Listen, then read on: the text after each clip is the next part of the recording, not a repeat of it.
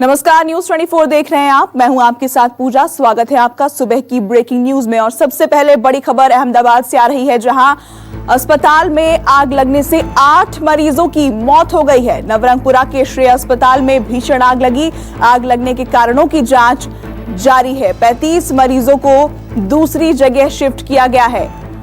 और अपडेट यह है कि अस्पताल की आग बुझाई जा चुकी है, लेकिन बड़ी खबर 8 मरीजों की मौत इस आग के कारण हुई है। और हमारे सहयोगी भूपेंद्र हमारे साथ इस वक्त फोन लाइन पर जुड़ गए हैं। भूपेंद्र, क्या अपडेट इस खबर पर अभी?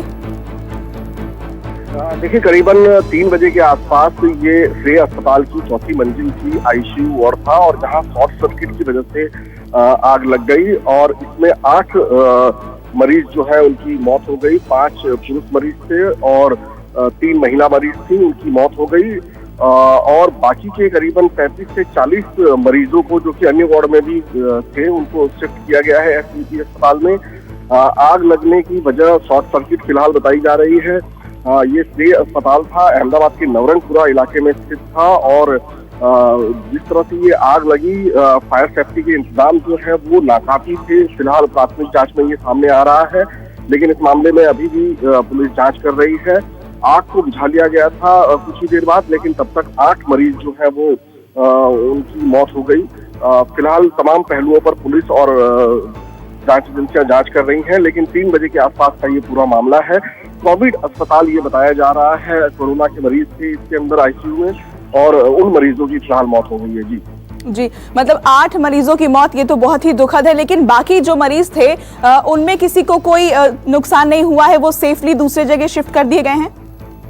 हाँ, बिल्कुल। अभी फिलहाल ये कहा जा रहा है 35 से 40 मरीजों को एससीपी अस्पताल में शिफ्ट किया गया है, कोविड अस्पताल में। बाकी के मरीजों को इसलिए कुछ और नहीं हुआ क्योंकि ये सिर्फ आईसीयू वार्ड में आग लगी थी, और आईसीयू वार्ड में उस समय 8 मरीज जो थे वो बताए जा रहे हैं। उन मरीजों की मौत हो गई दुर्घटना में 3 बजे के आसपास। ठीक है भूपेंद्र, शुक्रिया ये जानकारी हम तक पहुंचाने के लिए। और मौसम विभाग ने मुंबई में आज भी भारी बारिश की आशंका जताई है। विभाग ने आज भी बारिश के लिए रेड अलर्ट जारी किया है। सीएम उद्धव ने मुंबई और आसपास के क्षेत्रों में भारी बारिश के बाद की स्थिति की समीक्षा की और अधिकारियों को सतर्क और तैयार रहने का निर्देश दिया। मुंबई में पिछले 3 दिनों से लगातार भारी बारिश हो रही है। बुधवार को मुंबई में भारी बारिश के साथ 107 किलोमीटर प्रति घंटे की रफ्तार से हवाएं रही थी, जिससे कई जगह पेड़ उखड़ गए। सायन, चेंबूर, कुर्ला, किंग सर्कल, अंधेरी ईस्ट, सांता क्रूज जैसे तमाम इलाकों में सड़कें पानी में डूब गई। मुंबई में स्थिति खराब होते देख प्रधानमंत्री नरेंद्र मोदी ने महाराष्ट्र के सीएम उद्धव ठाकरे से फोन पर बातचीत कर हालात का जायजा लिया। हमारे सहयोगी विनोद जगदाले मुंबई से हमारे साथ जुड़ चुके हैं। विनोद, इस वक्त किस तरह की तस्वीरें मुंबई से सामने आ रही हैं? जो निचले इलाके में जो पानी था वो पानी धीरे धीरे उतर रहा है। सबसे ज्यादा पानी अगर देखा जाए मुंबई में, तो एक तो हिंद माता इस इलाके में था, लेकिन वहां पर पानी उतर गया धीरे धीरे। लेकिन सायन इलाका है, वो सायन इलाके और कुर्ला इलाके में अभी भी पानी थोड़ा बहुत वहां पर मौजूद है। रात को अच्छी बात ये रही कि रात को बारिश हुई नहीं, बहुत कम हल्की बूंदाबांदी हुई है। आज सुबह से अभी का मैं नजर आपको दिखाना चाहता हूँ। ये यहाँ पर थाने शहर में हल्की बूंदाबांदी यहाँ पर हो रही है। और कल जिस प्रकार से बारिश हुई, कल शाम से बहुत ज्यादा बारिश वहां पर हुई, तो एकाएक कह सकते हैं कि बीएमसी के हाथ पांव ही खुल गए। एक तो बीएमसी के अधिकारी कर्मचारी कोविड की लड़ाई लड़ रहे हैं, और ऐसे में बहुत ज्यादा बारिश मुंबई शहर में जहां पर देखने को मिली, कुलाबा में। हालांकि ये भयानक बारिश मुंबई उपनगर, पूर्व उपनगर और पश्चिम उपनगर, दोनों उपनगरों में नहीं देखने को मिली। सिर्फ जिसको टाउन कहा जाता है वो दक्षिण मुंबई में देखने को मिली, जिसके बाद आपने देखा होगा कि दृश्यों में कमर तक पानी था। जहां पर हमेशा पानी नहीं भरता, उन इलाकों में पानी वहां पर भरने लगा। तो थोड़ी बहुत जो चट्टाने खिसकने की बात, एक चट्टान खिसकी है कैंप कॉर्नर में। जी विनोद, ठीक है, शुक्रिया आपका ये जानकारी हम तक पहुंचाने के लिए। भारी बारिश की वजह से रेलवे की पटरियां भी डूब गई थी। सेंट्रल लाइन के मस्जिद बंदर में कुछ यात्री लोकल ट्रेन में ही फंस गए थे। इन मुसाफिरों को एनडीआरएफ और आरपीएफ के जवानों ने रेस्क्यू किया। बताया जा रहा है कि इसके अलावा भी सेंट्रल लाइन पर एक लोकल ट्रेन फंस गई थी। लोकल ट्रेनों में फंसे काफी यात्रियों को सुरक्षित निकाला गया। भारी बारिश की वजह से रेलवे पटरियों पर करीब 5 फीट तक पानी जमा हो गया था।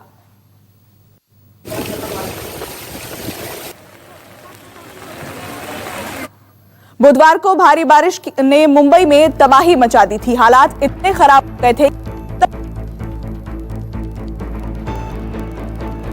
की वजह से समंदर तूफान पर थे, जिससे समंदर का पानी गिरगांव चौपाटी इलाके में सड़कों पर आ गया। दरअसल बारिश के बीच ही समंदर में हाई टाइड भी आ गया था। इस दौरान करीब 4 मीटर ऊंची लहरें देखने को मिली और समंदर का पानी सड़कों तक पहुंच गया।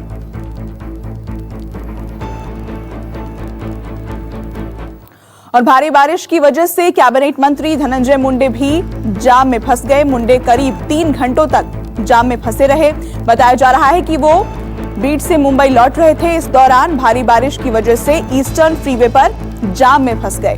इस दौरान करीब 3 घंटे तक सड़क पर ही उनकी गाड़ी फंसी रही। जाम में फंसने की वजह से वो एनसीपी मंत्रियों की एक बैठक में भी शामिल नहीं हो पाए। बढ़ते हैं अगली खबर की ओर। जम्मू और कश्मीर के उपराज्यपाल गिरीश चंद्र मुर्मू ने अपने पद से इस्तीफा दे दिया है। उन्होंने अपना इस्तीफा केंद्र सरकार को भेज दिया है। सूत्रों के अनुसार जीसी मुर्मू ने बुधवार शाम को केंद्र को अपना त्यागपत्र भेज दिया। वो फिलहाल जम्मू में है और आज दिल्ली के लिए रवाना होंगे। आपको बता दें कि जीसी मुर्मू ने 31 अक्टूबर 2019 को जम्मू कश्मीर के पहले एलजी के रूप में कार्यभार संभाला था। वो 1985 बैच के गुजरात कैडर के आईएएस अधिकारी थे। माना जा रहा है कि मोदी सरकार उन्हें किसी बड़े और अहम पद पर बिठा सकती है। और हमारे सहयोगी आसिफ सुहाफ इस खबर पर ज्यादा जानकारी के साथ जुड़ गए हैं। आसिफ, क्या वजह सामने आई है इस्तीफे की पेशकश उपराज्यपाल की तरफ से की गई? देखिए, ऐसे तो कोई वजह अभी तक साफ नहीं हो पाई है। हालांकि अभी भी औपचारिक रूप से इसको लेकर सरकार की तरफ से कोई बयान भी सामने नहीं आया है। लेकिन कल जिस प्रकार से एलजी की बैठकें यहाँ पर होनी थी, शाम को वो एक मीडिया टीम से भी मिलने वाले थे जो दिल्ली से यहाँ पर पहुंची थी। तो अचानक से उनके जो सारे कार्यक्रम है वो पोस्टपोन यहाँ पर कैंसिल कर दिए गए। जो उनकी मीटिंग मीडिया टीम से होनी थी वो भी कैंसिल कर दी गई। और यहाँ श्रीनगर से एलजी सीधे शाम को जम्मू के लिए रवाना हो गए। और तभी ये सूत्रों द्वारा खबर मिली कि उन्होंने जो अपना त्याग पत्र है वो प्रेसिडेंट को सौंप दिया है। और उसके बाद लगातार अब ये भी जो अफवाहें हैं वो सामने आ रही है। एक ये भी कहा जा रहा है कि जो पिछले दिनों में जीसी मुर्मू ने मीडिया के साथ कई इंटरव्यू किए, उसमें उन्होंने कहा था कि जो जम्मू कश्मीर में चुनाव है वो जल्द ही होंगे। जब डिलिमिटेशन प्रोसेस पूरा हो जाएगा उसके बाद चुनाव कराए जाएंगे विधानसभा के लिए। लेकिन उस पर इलेक्शन कमीशन ऑफ इंडिया ने एक क्लैरिफिकेशन इशू किया था और उन्होंने कहा था कि एलजी को इस तरह आपका ये जानकारी हमें देने के लिए। और सुशांत मामले में एक्ट्रेस रिया चक्रवर्ती की मुसीबत कम होती नहीं दिख रही है। सीबीआई जांच की सिफारिश मंजूर होने के बाद रिया से पूछताछ के लिए जल्द ही एक टीम का गठन हो सकता है। वहीं खबर है कि रिया चक्रवर्ती अपने मुंबई वाले अपार्टमेंट में लौट आई हैं। ऐसे में माना जा रहा है कि रिया पूछताछ में भी शामिल हो सकती है। इस सिलसिले में ईडी का समन उन्हें पहले ही जा चुका है। इससे पहले रिया के करीबी सैमुअल मिरांडा और सीए रितेश शाह का बयान दर्ज किया जा चुका है।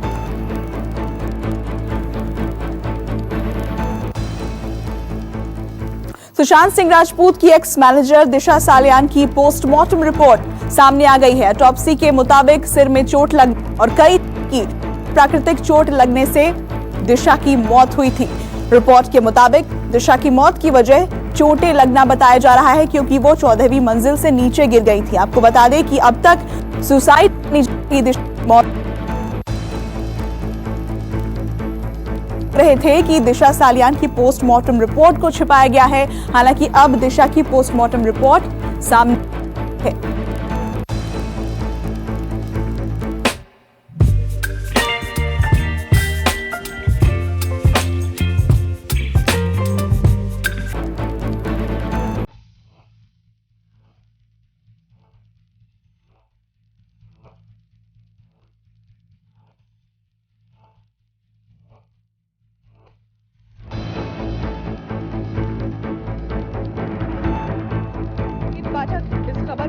साथ जुड़ गए हैं संकेत, क्या कुछ नई जानकारी निकलकर सामने आई है दिशा की पोस्टमार्टम रिपोर्ट सामने आने के बाद?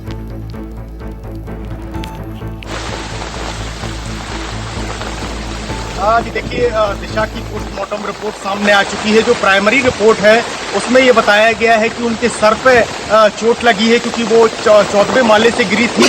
यही वजह है कि उनके सर पे चोटें आई हैं। साथ ही साथ शरीर के कुछ अन्य हिस्सों पर भी इंजरी मार्क्स हैं। इस तरीके की रिपोर्ट सामने आई है। जो डॉक्टरों ने ये पोस्टमार्टम रिपोर्ट की है, उन्होंने जो प्राथमिक तौर पर अंदेशा जताया है कि जो 14th फ्लोर से गिरने से ही उनकी मौत हुई है। लेकिन पुलिस इस पूरे मामले की जांच कर रही है। हालांकि पहले इस मामले में ADR दर्ज किया गया था और लगातार मुंबई पुलिस जांच कर रही थी। उसके बाद कई तरह के सवाल उठे, क्योंकि सुशांत की जब मौत की खबर आई उसके कुछ दिनों पहले ही दिशा की मौत हुई थी। ऐसे में कहीं ना कहीं उन दोनों के मामले को जोड़कर देखा जाने लगा और पुलिस पर भी कई गंभीर सवाल खड़े होने लगे थे, जिसके बाद अब जो पोस्टमार्टम रिपोर्ट है वो सामने आ चुकी है और उसमें कोई भी फाउल प्ले से फिलहाल इंकार किया गया और बताया जा रहा है कि 14th फ्लोर से गिरने से ही उनकी मौत हुई है और जो इंजरी मार्क्स हैं वो सर पे हैं और कुछ शरीर के अन्य हिस्से हैं वहां पर भी मार्क्स देखे गए हैं। शुक्रिया आपका ये अपडेट हम तक पहुंचाने के लिए। भले ही सुशांत केस की जांच CBI को सौंप दी गई हो, इस केस में बिहार पुलिस की सक्रियता लगातार बनी हुई है। बिहार पुलिस इस मामले में अब तक की गई छानबीन की पूरी रिपोर्ट तैयार कर रही है। सुशांत सिंह राजपूत के मामले में अब तक किन लोगों से पूछताछ की गई और पुलिस ने इस पूरे मामले में क्या कार्रवाई की, इसे लेकर SIT ने रिपोर्ट बनानी शुरू कर दी है। इस रिपोर्ट को सुप्रीम कोर्ट में दाखिल किया जाएगा। दरअसल कोर्ट ने बिहार पुलिस से इस मामले की रिपोर्ट मांगी थी। वहीं सुशांत सिंह राजपूत के पूर्व सहयोगी अंकित आचार्य ने न्यूज 24 से बातचीत में एक बड़ा खुलासा किया है। अंकित ने न्यूज 24 से बात करते हुए दावा किया है कि सुशांत कभी भी दरवाजा बंद करके नहीं सोते थे। अंकित ने बताया कि सुशांत सुसाइड जैसा कदम उठा ही नहीं सकते हैं। रिया ने अंकित को भी नौकरी से निकाला था।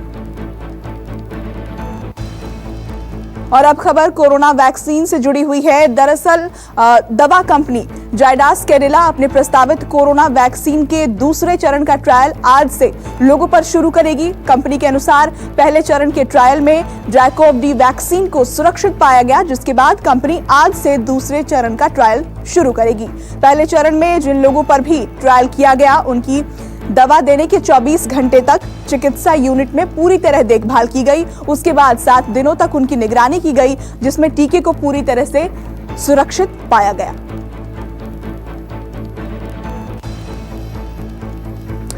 RBI आज कर्ज नीति की समीक्षा का ऐलान करेगा। माना जा रहा है कि RBI रेपो रेट में 1/4% की कमी कर सकता है। इसके अलावा माना जा रहा है कि RBI गवर्नर 31 अगस्त के बाद लोन मॉरेटोरियम को एक्सटेंशन मिलेगा या नहीं, इसकी भी घोषणा कर सकते हैं।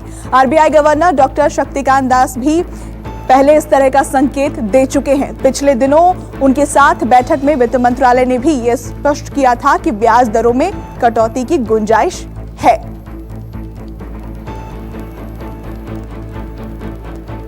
और हमारे सहयोगी मनीष कुमार इस खबर पर हमारे साथ जुड़ गए हैं। मनीष, आज जो ये ऐलान होना है इसमें क्या बड़ी बातें रह सकती है, किन चीजों पर नजर रहेगी? 4 तारीख से बैठक चल रही है। RBI जो मॉनेटरी पॉलिसी कमेटी होती है, 6 सदस्यीय कमेटी है जिसकी अध्यक्षता RBI गवर्नर करते हैं। तो पॉलिसी को लेकर, इंटरेस्ट रेट्स को लेकर ये कमेटी तय करती है। देश की अर्थव्यवस्था की क्या हालत है उसको लेकर उसमें चर्चा की जाती है और आज इसका तीसरा दिन है और आज करीब 11 साढ़े 11 के आसपास माना जा रहा है कि RBI गवर्नर जो पॉलिसी रेट्स है उसका अनाउंसमेंट कर सकते हैं और जिसमें माना ये भी जा रहा है कि 1/4% जो है ब्याज दरों में कटौती की जा सकती है, क्योंकि कई उद्योग संगठन से लेकर तमाम MSMEs ये मांग करते आए हैं कि ब्याज दर में और कमी की जाए और सरकार भी इस बात को मानती है कि ब्याज दर में और कमी की गुंजाइश है। तो जाहिर तौर पर RBI गवर्नर जब इसका ऐलान करेंगे तो 1/4% कमी का ऐलान की जा सकती है। साथ ही साथ आपको बता दें कि लोन मॉरेटोरियम कोरोना। ठीक है जी मनीष, शुक्रिया आपका इस बातचीत के लिए। नमस्कार, मैं हूं मानक गुप्ता। अगर आपको हमारा ये वीडियो पसंद आया हो तो इसे लाइक और शेयर जरूर करें और हाँ, हमें सब्सक्राइब और फॉलो करना ना भूलें ताकि आप देश और दुनिया की कोई खबर मिस ना करें। तो जुड़े रहिए हमारे साथ और देखते रहिए न्यूज़ 24।